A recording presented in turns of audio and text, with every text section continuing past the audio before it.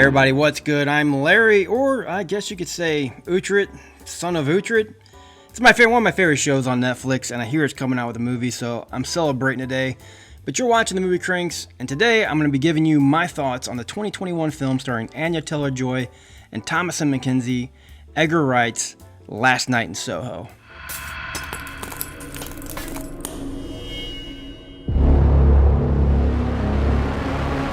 So until now, Wright has been mostly known for his fast-paced satirical comedies, Scott Pilgrim vs. the World, Hot Fuzz, Shaun of the Dead, or some of them you may know, with his extensive use and his signature editing style with a heavy emphasis on music, Steadicam tracking shots, dolly zooms, that includes a lot of weird, wild transitions and pans that puts his unique stamp on the film.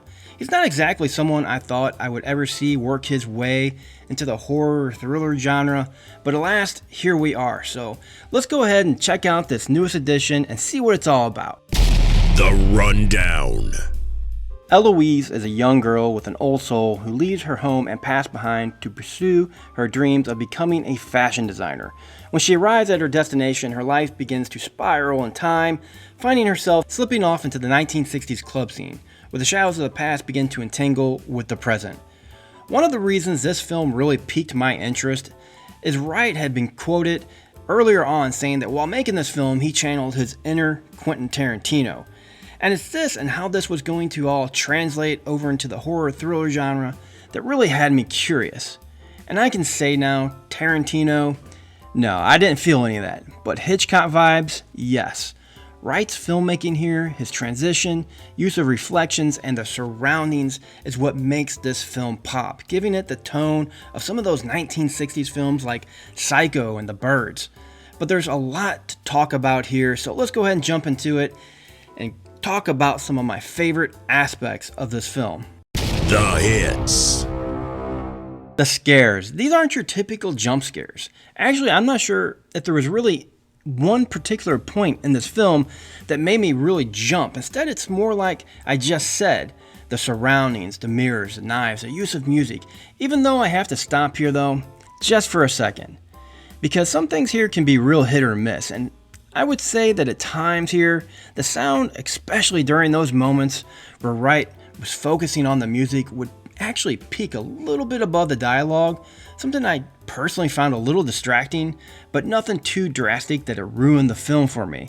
And at the time, sometimes, it would actually enhance the film, setting up that tone and that nimble pace. But these things included with the lighting, even the rain-smeared Halloween makeup, instead created a feeling of fright. The bottom line here is, it's not really a horror film.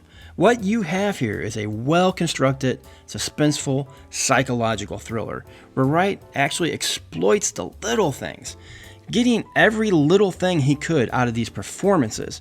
And I can't say it enough, this is McKenzie's movie, and she is in peak form here. Without a doubt, one of her best performances that I personally have ever witnessed. Of course, all I really know of McKenzie is Shyamalan's Old, if that really means anything. Dad, why are you looking at me like that? Oh no. But here, she speaks not just with her words, but with her expressions, her eyes. They speak 1,000 words just by themselves alone. Much of the dialogue here feels almost left untold, yet visually told to us, fixating on Eloise's emotions, which is another thing McKenzie does so well here. She runs through a handful of emotions: happy, scared, fright, everything you can imagine. And with the way Wright utilizes this lighting here outside her room, creating those flashing colors of red and blue that, coupled with McKenzie's facial expressions, tells us a story and materializes into two separate characters in their own right, and will have you thinking about this film really far well after you've left the theater. The ending though, the twist, I enjoyed it. It was really good. I mean, it was a very satisfying ending, but just that, it was good. I had it all figured out from about midway through the movie. Maybe 20 years ago, they would have got this one over on me, but there's just too many of these twists in films like this nowadays that you just come to sort of expect it. Not that it's a bad twist, like I said, you do come to find out some things here as the story progresses and what it leads into and who and what it leads into. You do genuinely feel for the situation and the people involved, and that's due to Anya Taylor Joy's performance, who is equally as good as McKenzie, but in a far more limited role. I was really expecting more of Anya Taylor Joy here, which is actually where I kind of start to roll off into some of my The misses. There's far more characters here than I expected. Other fashion students, the mean girls, where they walk into a bathroom and it's like one of those really bad high school movies. She's just so weird. I can't believe they stuck me with her. Ew, gross. And her relationship and her love interest with the boy is just, well, it just feels like they had zero on-screen chemistry, and it felt very forced and kind of awkward at times. This is where I would have liked to seen things tighten up a bit, showing us, like I said, more of the past and Anya Taylor Joy. I would have liked more understanding of who this character was before all of this happened, what her life was like before she came to London. She's a lot like Eloise, chasing her dreams of being a singer. We need more of Taylor Joy, more of Terrence Stamp, another character I really like, just was not really in the movie very long, and less of this love and drama and family issues. I mean, I get where they were coming from and what Wright was trying to do here. He's trying to create the possibility that maybe this is just all in her head to keep the audience guessing, and that's what it does. But these cliche side characters are just there to drive the possibility of this into the narrative and take it from one place to another. And then there's the final scene after the conclusion of this story that left me just kind of wondering, in what world would this happen? I mean, by this time, she's almost stabbed someone in the face, chased someone to their demise. At one point, she even goes to the police, who just think she's schizophrenic. She's right at every scene that involves a death, and they're all in suspicious occurrences. So when the mystery finally unravels, you kind of have to wonder why no one seems to notice or care as to why all this death has been following little poor Eloise around. The one girl she almost stabs in the forehead and almost kills, at one point at the end, literally just kind of gives her a little nod like, "Sup, we're cool now." And I don't know if you noticed this, but they never really give us any conclusive answers. There's a little part in there where they kind of discuss a gift. I mean, is she like Haley Joel Osment? I see dead people.